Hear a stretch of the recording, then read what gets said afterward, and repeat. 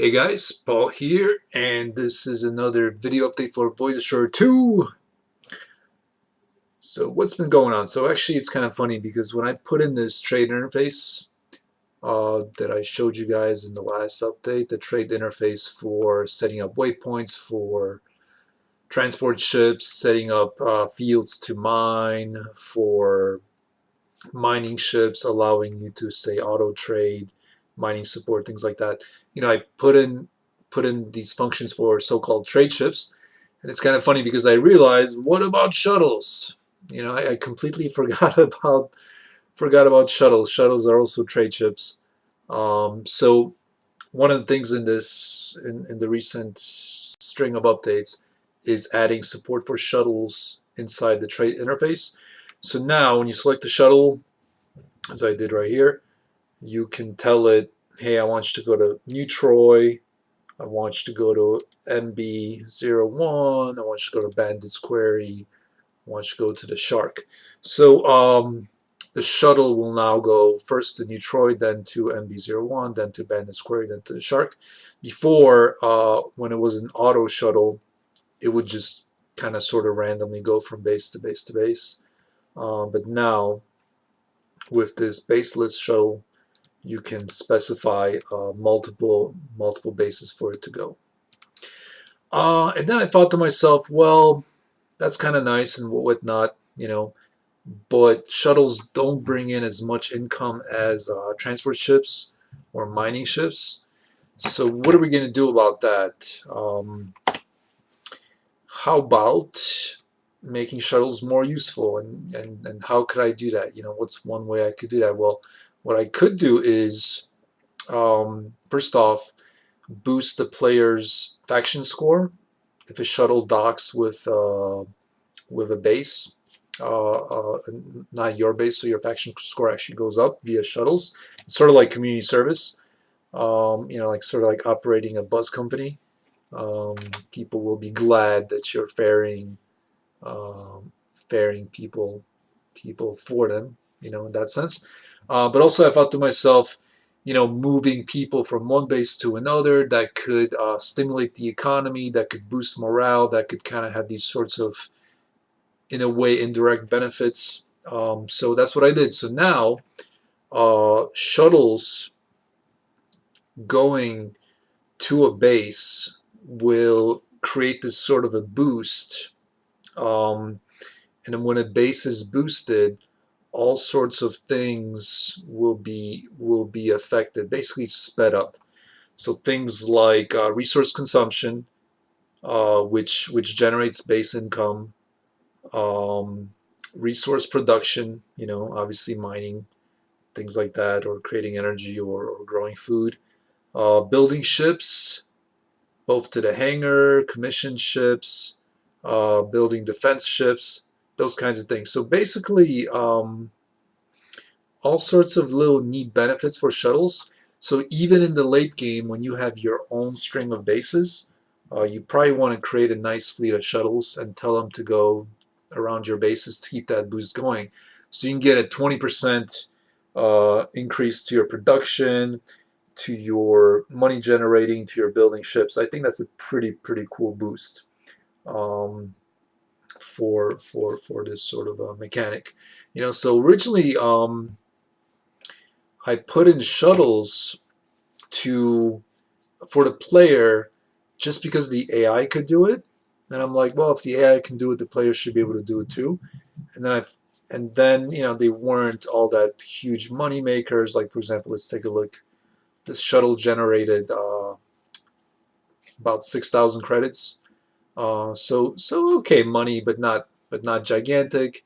I didn't want it to be like huge money because there's not a whole lot of risk or with a shuttle, and not a whole lot of shuttles are pretty fast compared to mining ships and transport ships, but there's not a whole lot of like player involvement, just telling the shuttle to do its thing. So I didn't want it to do a lot of income, but still, kind of thinking back, kind of analyzing it and saying, hey, now this base gets a nice boost. I think that's a pretty cool little thing. Okay, so I've been promising to work on this for a while. The dynamic economy. So you know the update's going to be exciting when you see Excel, right? Right. All right.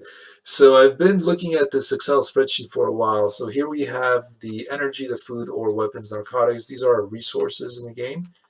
Um, and I've rebalanced the base prices, and I've added something called a multiplier.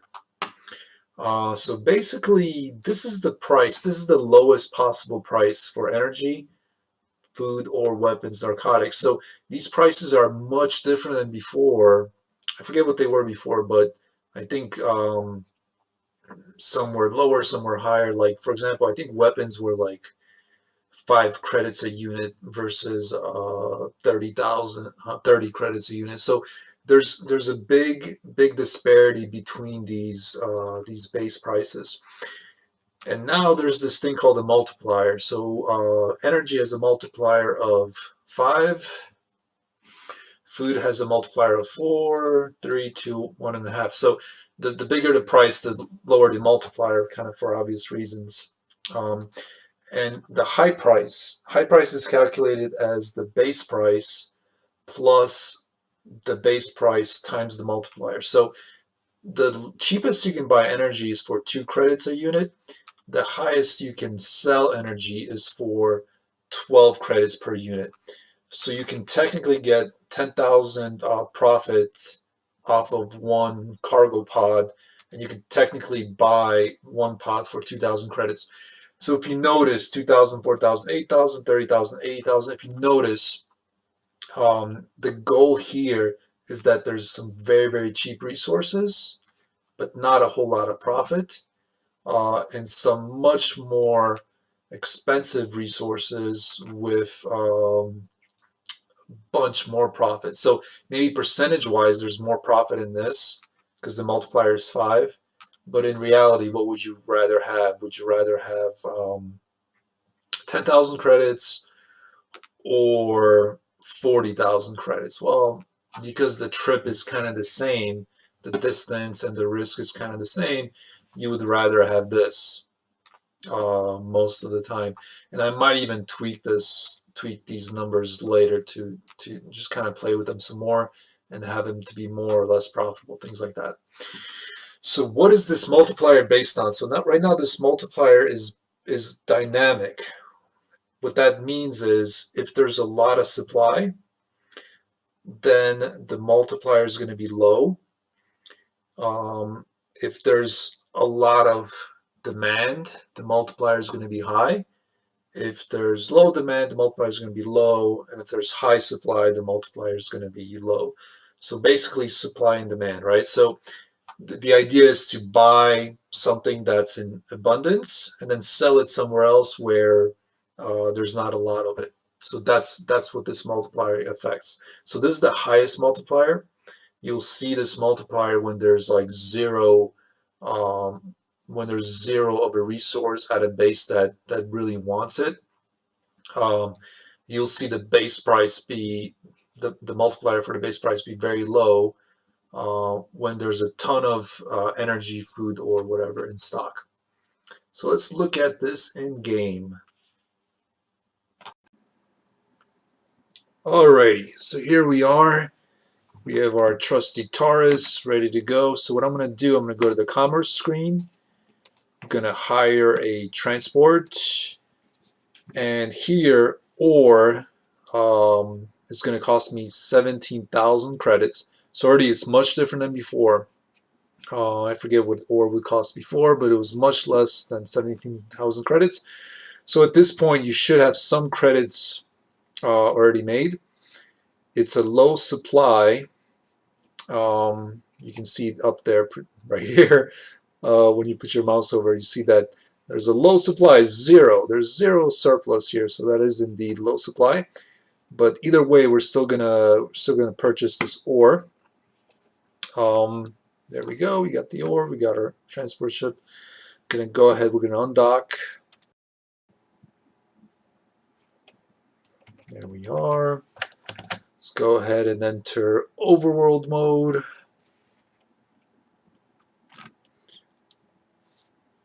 All right. So let's see. Let's get away from this base for a second. And of course, we can select our transport ship right here, and we can take a look. So right here at Palm, we can go ahead, we can sell ore for 10,000 unit profit. Same at the Shark here. At New Troy, we would lose 1,000 credits. At the civilian outpost, we would also lose 1,000 credits. At the meter, we would lose 1,000 credits. So let's go ahead, let's go to the Palm. Let's tell this ship to go there. And let's tell ourselves to follow the ship.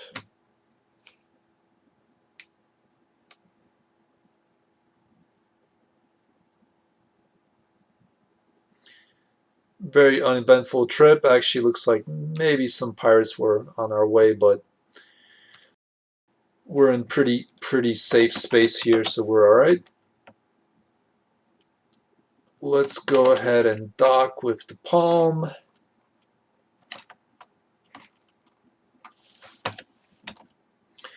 If I had a higher rank with these guys, I could try an auto dock, but I don't.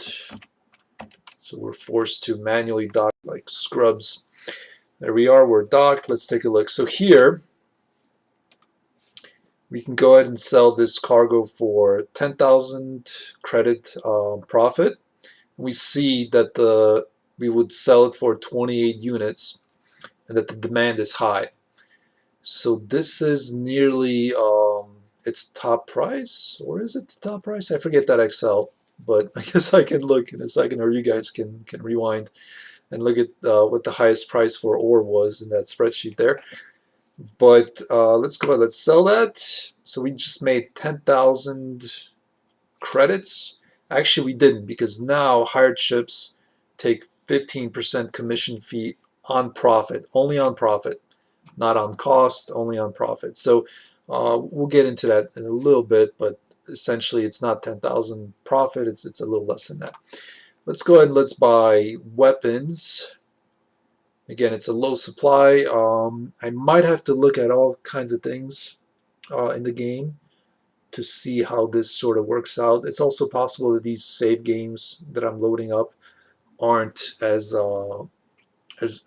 valid, as up to date as you guys' save games are. So you guys might see a lot more different types of resources. Let's go ahead and buy weapons. And let's undock.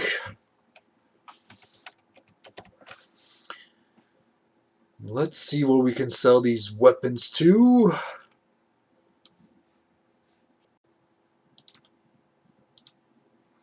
Looks like we're good to go. There might be some issue with the calculation for using gates. Alright, we got intercepted again. Maybe spice up this update a little bit with some combat.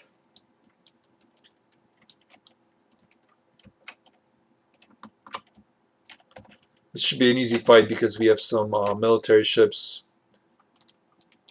that showed up to help us.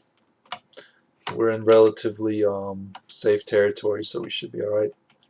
So this is kind of nice because now, not only am I going to make that profit from selling the cargo, but I'm also going to get the bounties. So that's very sweet. Always more profits, right? Let's continue on our way.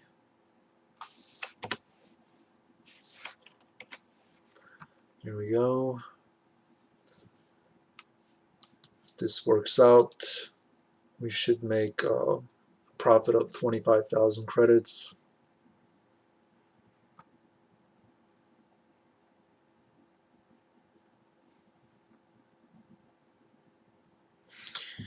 Here we are.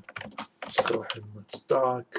We can use our abilities to travel faster, right? We don't have to wait as long. Let's see, can we auto dock? Nope, not yet. That's the thing about using these saves. I never know what I can do in them because there's I have different saves for different situations. But anyway, let's go ahead. Let's go to commerce, and here we can sell this for 25,000 profit, high demand, 75 credits per unit.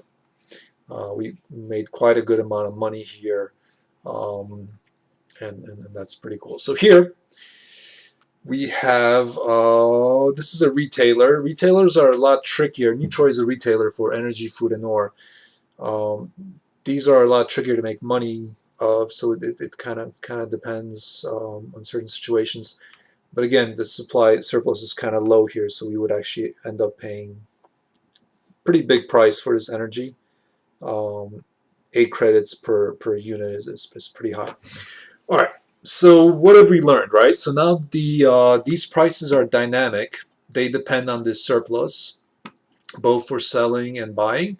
So my main challenge is going to be to get the proper values here, to get the proper formulas, to get the proper economy for these supplies to move around. So there is a variation.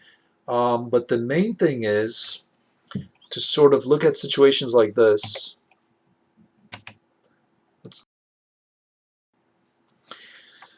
Let's load up a save, trade interface. To look at situations like this. This is actually a save file from a player that he graciously sent me because of a bug. So here we have 1, 2, 3, 4, 5, 6, 7, 8 Herculeses going back and forth between Sullus and FOB Gamma. These ships are just going to go back and forth just constantly.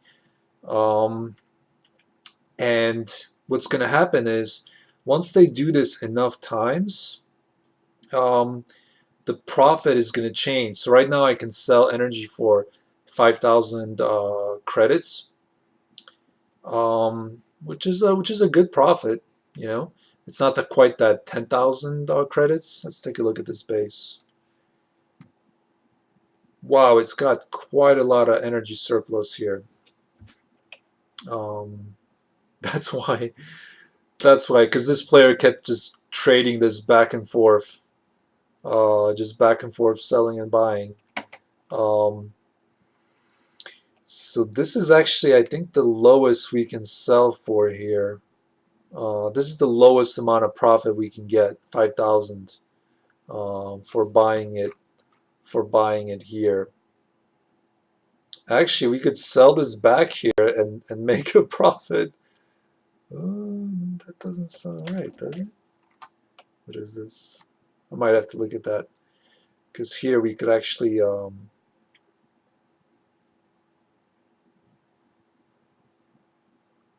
yeah, I'll have to take a look at some of these values.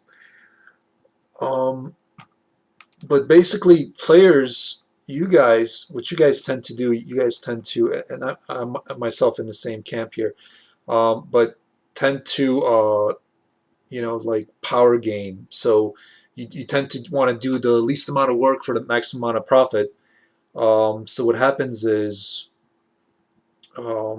sometimes that's the most boring type of a gameplay. Like if these ships just keep constantly doing this route, my goal here is to make it a little more difficult, a little more interesting, a little more engaging to do this. So I don't want this situation where these ships are just constantly going back and forth.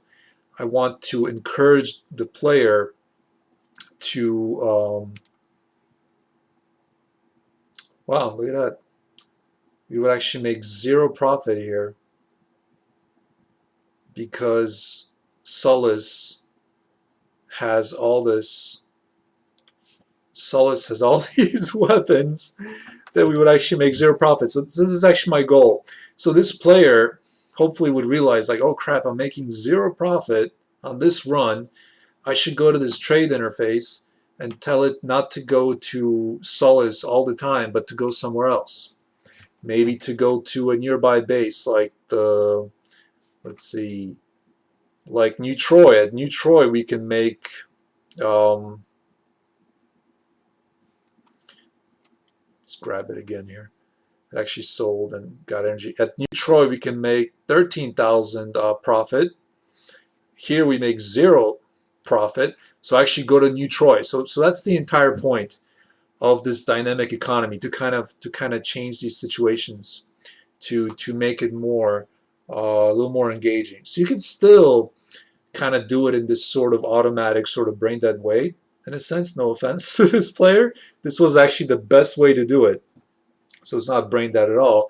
But the after the initial setup, that's the brain dead part. You can still do it that way. You're just not going to get as much income. So your goal, if your goal is to have this sort of most money you can, you will try to come up with better trade routes, and hopefully this trade interface, letting you create waypoints, will let you do that. Um, yeah. So again, these are just the initial stages.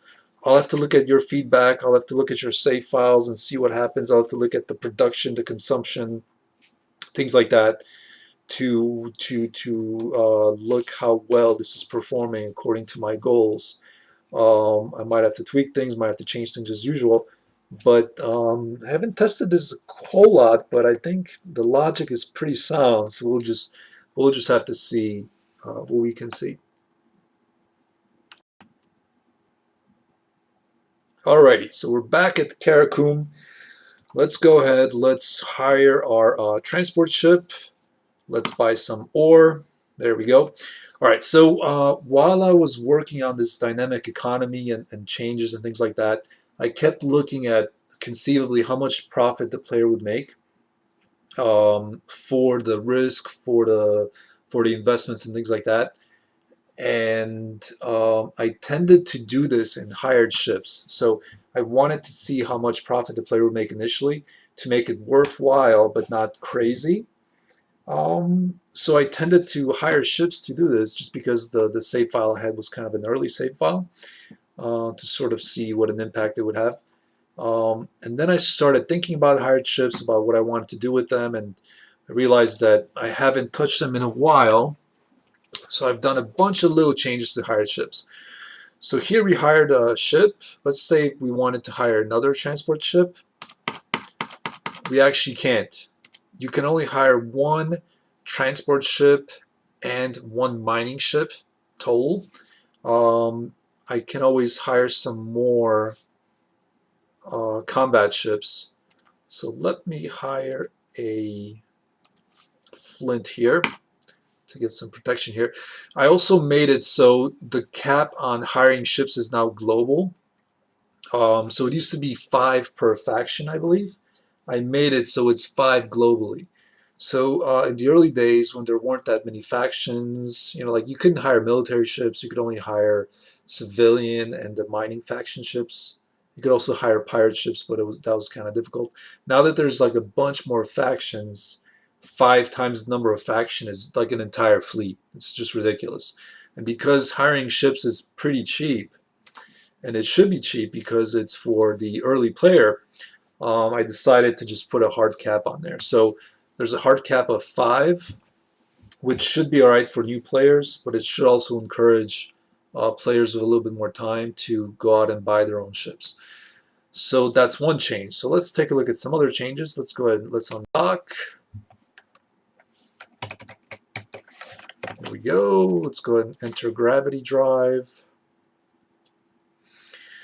So another change I've done is to make it so that hired ships will use their primary burn to catch up to you. This makes them a lot more effective at keeping up with you, especially transport ships. So I kind of nerfed, I kind of took away your ability to hire so many hired ships, but at the same time I gave this easier time, this sort of lifesaver of having them get closer to you faster, which should, yeah, especially transport ships are especially slow. Let's go ahead, let's fly somewhere. Let's fly somewhere far away because we want to make a ton of profit. The transport ship is keeping up with us pretty well. All right, what's going on here? So actually we're being intercepted by some pirates. And let's talk about that. So when I looked at the amount of profit um, that these ships were making, I realized that 10,000 credits profit is pretty nice, especially considering the risk reward. You know, there's quite a lot of there's very little risk, or there was very little risk for transport ships. So now I've added a consistent pirate attack to transport ships, not just hired ships, but all transport ships. So this guy's getting wailed on right now. I'm not going to help him at all because I want to demonstrate something else, hopefully.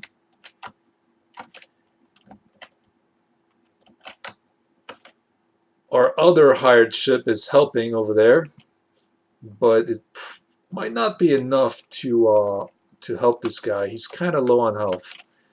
So to make hired ships a little bit more realistic, they're actually going to sort of behave in a little more realistic way. So when it's getting low on health, it actually says, screw this. It dumps the pod, it like to appease these guys, and now it's running away. So I'm going to go ahead, I'm going to pay these guys, just so they don't kill me.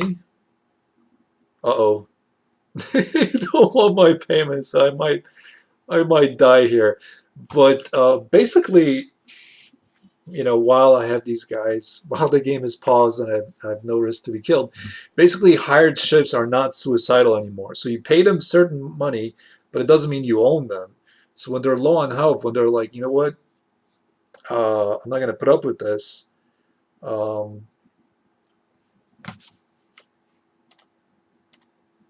No, you don't want money from me. So what happens is basically they're going to give up if they don't die quickly enough. There's a chance that they might give up at a certain percent and just run away. So I think that's a really cool little feature. It makes the game world a little more interesting. So there's a little bit of a risk reward here. Now this ship dumped this pod, so the credits you spent. So the credits you spent are floating in the air, and somebody else could pick them up. Looks like we got 2 ships left. I think we can probably take these. That's just the Spitfire.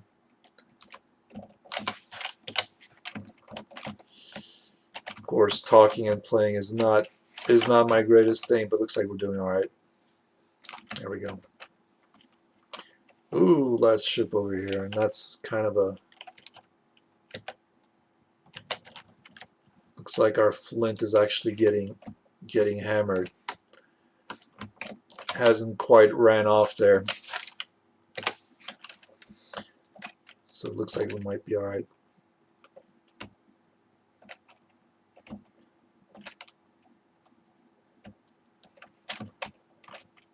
There we go. Bye-bye. All right, so we survived that thanks to our flint. Right? No? That flint might have died, which actually will segue in something else. So here we are in space. It's a bit bummer because our pod is right there. Our hired ship is just like, screw this. He's flying off. We lost our hired ship. Let's take a look at what that actually happened. So our hired ship was destroyed here, and that actually costs us faction. So there's a consequence for losing hired ships. We lost 5 factions with the Miners United. So we hired a ship from them. We didn't pay them a whole lot, but we paid them something. But due to our incompetence, that ship is destroyed. So these guys don't like us as much as they did before. So there's a consequence for losing a hired ship. As you saw, one hired ship said, hey, I'm out of here, and just left. Basically gave in to the pirates' demand, so they left him alone. But this guy didn't get a chance to, or he didn't decide to, and he's dead, and so we actually lost faction here. Now, the thing about this can't go to hostile territory, so you can't, they won't hate you, they won't attack you for losing hired ships, but they will like you less, which has impact on certain things, including hiring ships, including the amount of ships you can hire. So there's now sort of this more more consequence, more sort of realness to hired ships, which I'm very very excited on. All right, guys. So again, I'm very excited about this update. I think I touched on a lot of cool things, a lot of little things, a lot of big things. Working on the dynamic economy, first steps. Reworking some aspects of hired ships that just weren't realistic. Um, Making trading a little bit more involved. Increasing the risk reward of trading, increasing the sort of um, mental output that you should put into trading, input, things like that. The other aspect that I mentioned is that your ships have a lot greater chance of being attacked. For example, here's some of my shuttles and they're being attacked here. Um, Basically making it so that you really need to protect these ships unless they're in just very close proximity to a military base or a bounty hunting base. They will be attacked. So usually every one of your transport probably needs an escort, or you need to patrol the territory. But that also makes it so in the beginning, when you're running energy from Sullus to Demeter, for those 10,000 credits or 5,000 credits, that you're going to be attacked. You're very likely to be attacked, and you know, won't be as easy to make money, but at the same time, it's more interesting to be attacked, to fight back, um, and you get the chance to make money off the bounty, which I think is really cool. So once again, guys, thank you very much for your support. We're going to keep working on this. I think next I'm going to take a look at what changes this does. My shuttles are just getting attacked over here. Like I said, they don't have any escorts, but they're likely to be attacked now. All your ships are likely to be attacked, and I'm going to keep working on that. I could just bribe all the pirates, and then pirates aren't going to attack me anymore, you know, or I could assign escorts or whatever, or I could be friends with the pirates. So there's all these types of things where, of course, this player has like this ginormous fleet, right? Search and destroy, everybody. There you go. So this player had this ginormous fleet of ships, but none of them really were told to escort his ships because they were just so safe.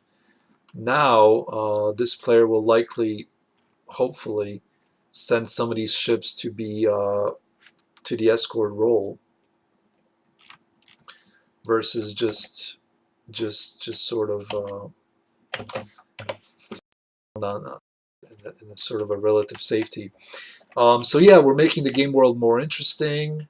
We're adding stuff to it, trying to balance the economy a little bit more towards the less of a grind, but or more of the interesting grind. You know, actually, some of these resources will give you more profit if hopefully if you correctly judge the economy. So it's not about like taking money away from you. It's about trying to nudge you towards a sort of more interesting gameplay, I hope.